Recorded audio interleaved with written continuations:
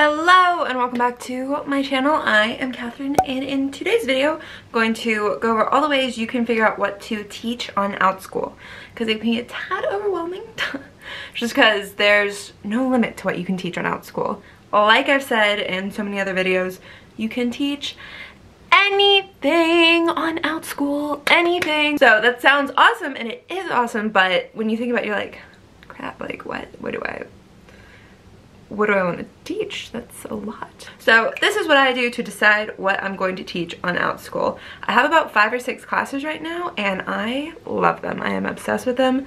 They are what I'm passionate about. They're what I love talking about, and I get so excited to teach every class. I'll get into more of the classes I teach later in this video, but I just want to go over where to find these classes, where to get ideas. Let's start at my #1 absolute favorite way to find classes, and that is through the email that Outschool sends on Sundays. Every Sunday, Outschool sends out an email with a list of, like, I don't even know how many. It looks like 200 to 300 requests from students and from parents of what classes they want to see, what classes they would sign up for, and that is beautiful. On that email, you'll find examples of, I want to learn to bake a cinnamon apple cake. I want to learn how to draw a basketball. I want to play improv games. I want to learn Animal Crossing hacks. I want to learn how to do makeup.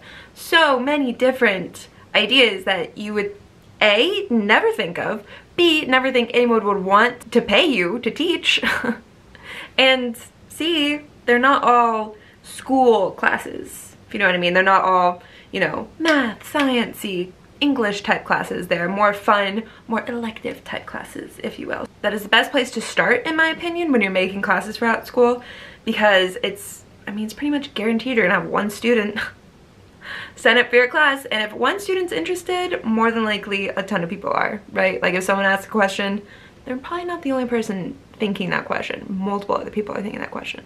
Same with classes. If one person wants the class, odds are a lot of other students want that class as well. Definitely start there. That's where I first started. That's where I found Harry Potter fan club page, and I was like, yes. Let me teach that. Never in my wildest dreams I thought someone would pay me to talk about Harry Potter, but here we are. 2020 that's beautiful. I love that. The other way is really think about what you're passionate about. I'm gonna use me as an example because I know myself best. I love makeup. I love The Office. I love acting. I love Harry Potter.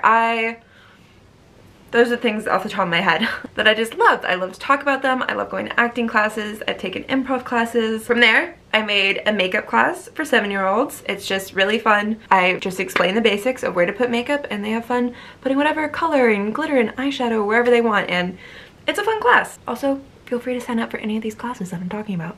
I'm just kidding. Besides that, Harry Potter. I have a Harry Potter fan club page, and off of that I was like, what else do I love? I love The Office. I freaking love The Office, so I'm going to start a The Office fan club page. Really excited for that. Someone requested an improv acting games only class. How much fun is that? It's a little tricky, you know, on a computer, but I've done it before, so why not do it again? So I'm so excited someone requested that. Just reminding me how much I love improv. I actually take an improv class during the week. So it's cool that I can just overlap, you know, work with what I like to do in my free time. That is what's so cool about Outschool. And I've touched on this in a different video. It's called Should I Apply to Become a Teacher? Which, if you haven't seen it, check it out. Great inspiring video, if you ask me. But some of these classes are technically repeats. There's a ton of different Harry Potter classes, a ton of different baking classes. There's so many repeats, I guess, but they're really not repeats. Why? Because the way you teach is not how someone else would teach that class. What you have to offer is different from what someone else has to offer, and that's what makes you unique and beautiful in you, right? So don't get discouraged if you're like, oh, there's so many Harry Potter classes, because you can still offer a Harry Potter class if you want to. Just put your own spin on it. For example, I already know that there is a The Office fan club page, and I would love to be a part of it, but I'm 26, not under 18, so I can't join. So I'm gonna make my own.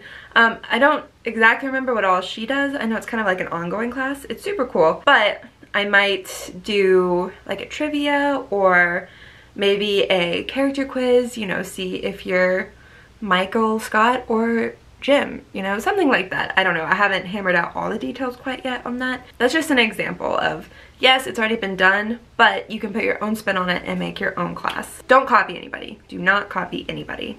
That's bad. But my point is, can there only be one The Office class? No, there can be tens of millions and thousands of them if you want. And the students and parents will pick their favorite from there. And that's where your image and video and class description come in handy, because it differentiates you from the others. And yes, so those are all a bunch of different other videos. So I'm going on a tangent now, so I'm gonna stop it right there. I think I've made my point.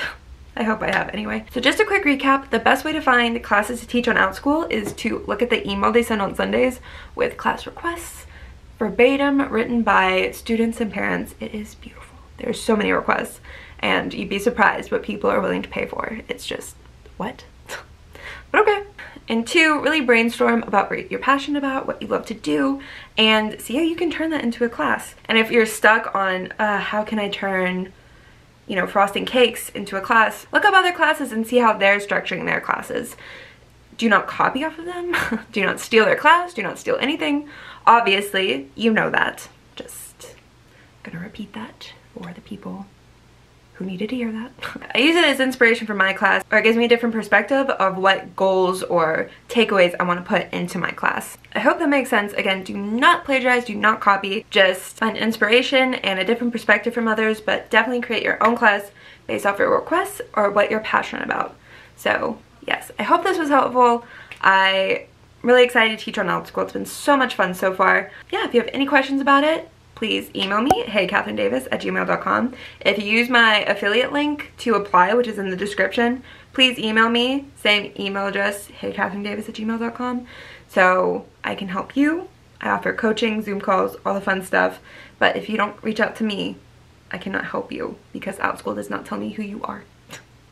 But I appreciate you using my code. It means the world to me. And yeah, so anyway, I hope this was helpful for you. Please don't forget to subscribe, and I will see you in my next video. Probably about Outschool. Okay? Okay, bye. Someone, oops. Get one of these stuffed animals. That is so cool that they do that. That? Yeah. That's one way I've made it. What's my teaching about? Someone requested an acting